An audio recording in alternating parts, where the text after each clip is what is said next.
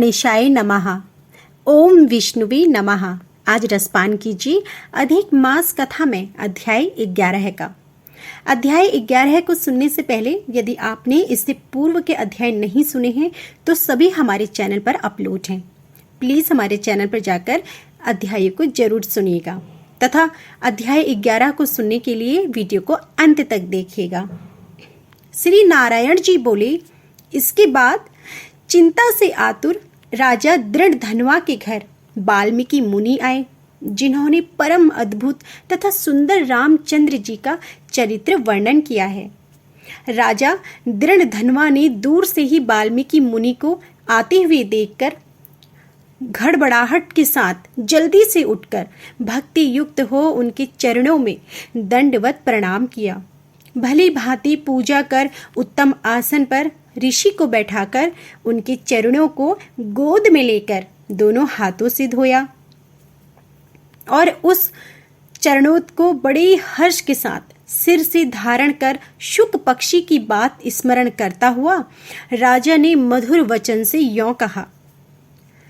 दृढ़धनवा बोला, हे भगवान, इस समय मैं कृतकृत्य हो गया। हे भगवान, मैं भाग्यवान हूँ, मेरा जन्म अब सफल हुआ। हे प्रभु, आज मेरा मनोरथ पूर्ण हुआ। आज आपके प्रत्यक्ष दर्शन से शास्त्रवादियों के यथार्थ अर्थ का ज्ञान सफल हुआ। हे जगत के पावन करने वालों को आज मैं अपने भाग्य का क्या वर्णन करूं। श्री नारायण बोले, इस तरह वाल्मीकि मुनि को कहकर वह राजा मौन हो गए। इसके बाद वाल्मीकि मुनि उस राजा को विनय युक्त देखकर बड़े प्रसन्न हुए और जनता को आनंदित करते हुए बोले। वाल्मीकि मुनि बोले, हे नृपश्रेष्ठ, ठीक है, तुम में उक्त प्रकार की सब बातों का होना संभव है। हे राजन, तुम चिंता से आतुर क्यों हो? सो सब मन की बात कहो।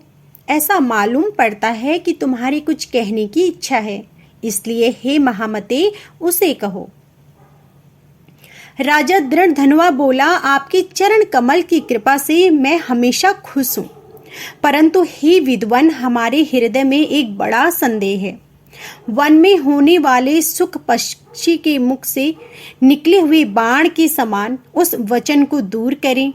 किसी समय मैं शिकार खेलने के लिए गहन वन में निकल गया। वहां भ्रमण करता हुआ एक तालाब देखा, उसका जल पिया। बाद में थकावट दूर करने के लिए एक बड़े वट वृक्ष के नीचे बैठ गया। अत्यंत घनी तथा सुंदर छाया वाले और मन एवं नेत्र को आनंद देने वाले उस वृक्ष पर बैठे हुए सुंदर से शुक पक्षी को देखा। जब उस शुक पक्षी पर हमारी दृष्टि गई तब उसने हमारे सम्मुख होकर एक श्लोक पढ़ा कि इस पृथ्वी पर विद्यमान अतुल सुख को देखकर तू तत्व आत्मा का चिंतन नहीं करता है तो इस संसार को पार कैसे जाएगा। मैं इस प्रकार शुक पक्षी के वचन को सुनकर विस्मित हो गया। हे ब्रह्मन, मैं नहीं जानता कि उस शुक पक्षी ने क्या कहा। इस हमारे हृदय के संदेह को आप दूर करने के योग्य हैं। हमारा राज्य शुक तथा सुंदर 4 पुत्र, सुंदर पतिव्रता स्त्री, हाथी, घोड़ा, रथ, सेना। हे ब्रह्मन, ये सब अतुल समृद्धि इस समय हमें किस पुण्य से प्राप्त है, यह सब विचार कर संक्षेप में कहने के आप योग्य हैं।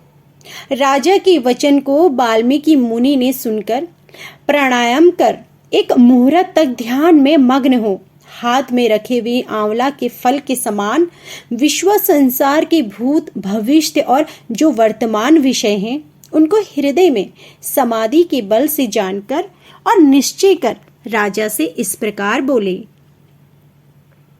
वाल्मीकि मुनि बोले, हे राजाओं में श्रेष्ठ, अपने पूर्व जन्म का चरित्र तुम सुनो।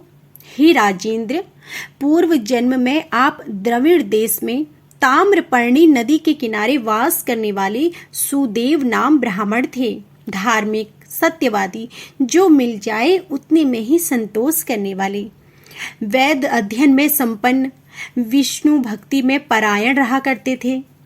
आपने अग्निहोत्र आदि यज्ञों के द्वारा भगवान हरि को प्रसन्न किया। इस प्रकार रहते हुए तुम्हारी गुणवती स्त्री थी।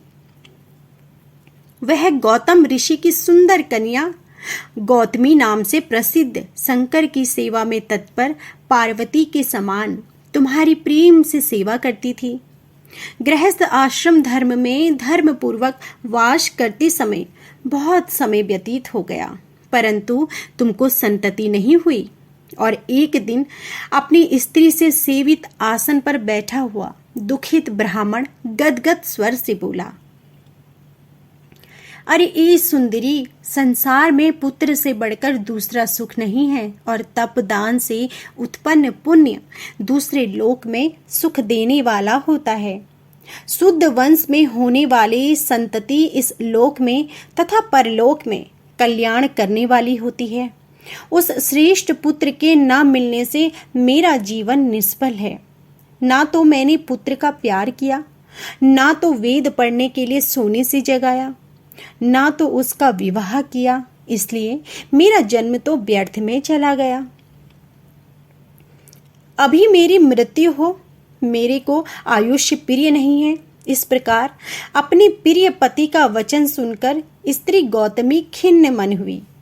बाद धैर्य धारण करते हुए प्रिय वचन बोलने में चतुर, प्रिय पति के प्रेम में मग्न वह स्त्री अपने पति को समझाने के लिए सुंदर वचन बोली। गौतमी बोली, हे प्राणेश्वर, अब इस तरह तुच्छ वचनों को ना कहिए।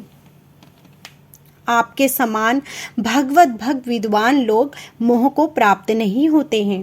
हे विभो, आप सत्य धर्म में तत्पर रहने वाले हो। आपने स्वर्ग को जीत लिया है। हे सुव्रत, अर्थात हे सुंदर व्रत करने वाले, आप जैसे ज्ञानी को पुत्रों से सुख की प्राप्ति कैसी? अर्थात ज्ञानी पुरुष पुत्रों से होने वाले सुख की इच्छा नहीं करते हैं। हे ब्राह्मण, पहले चित्रकेतु नामक राजा पुत्र शोक से संतप्त हुआ, तब नारद और अंगिरा ऋषि के आने पर पुत्र शोक से मुक्त हो संसार से उद्धार को प्राप्त हुआ। और इसी प्रकार राजा अंगवेन नामक दुष्ट पुत्र के कारण रात्रि के समय वन को चला गया। और इसी तरह ही स्वामिन, आपको भी संताति दुख देने वाली होगी। फिर भी हे तपोधन, यदि आपको सतपुत्र की लालसा है तो प्रसन्नता से जगत के नाथ, समस्त अर्थों के दाता हरि भगवान की आराधना करें। हे ब्राह्मण, पहले सांख्याचार्य कर्दम ऋषि ने जिनकी आराधना कर पुत्र को प्राप्त किया, जो कि पुत्र योगियों में श्रेष्ठ कपिल देव नाम से प्रसिद्ध हुआ। ब्राह्मण श्रेष्ठ इस प्रकार अपनी धर्म पत्नी के वचन सुनकर तथा निश्चय कर उस अपनी गौतमी स्त्री के साथ ताम्रपर्णी नदी के तट पर गया। वहां जाकर उस पवित्र तीर्थ में स्नान कर अत्यंत श्रेष्ठ तप करता, 5-5 दिन के बाद सूखे पत्ते तथा जल का आहार करता था। इस प्रकार तप करते उस तपोनिधि सुदेव ब्राह्मण को 4 वर्ष व्यतीत हो गए। और हे ब्राह्मण, उसकी इस तपस्या से तीनों लोक कांप उठे। भक्त वत्सल भगवान उस सुदेव ब्राह्मण की अत्यंत उग्र तपस्या को देखकर जल्दी से गरुड़ पर सवार होकर प्रकट हुए। श्री नारायण बोले, नवीन मेघ के समान जगत की रक्षा करने में समर्थ 4 भुजा वाले प्रसन्न मुख मुरारी को देखकर सुदेव शर्मा ब्राह्मण हर्ष के साथ मुकुंद भगवान को प्रणाम करता हुआ देखता ही रह गया। तो यह थी आज की हमारी संपूर्ण अध्याय। इससे आगे की अध्याय आप हमारी अगली वीडियो में जरूर सुनिएगा। और यदि आज की आपको हमारी यह वीडियो पसंद आई हो तो प्लीज़ वीडियो को लाइक करना ना भूलिएगा। चैनल पर नए हैं तो चैनल को सब्सक्राइब कीजिएगा और बेल आइकन दबाइए, जिससे कि आपको अधिक मास की कथाएं हर समय नियम के साथ सुबह के समय सुनने को मिल सके।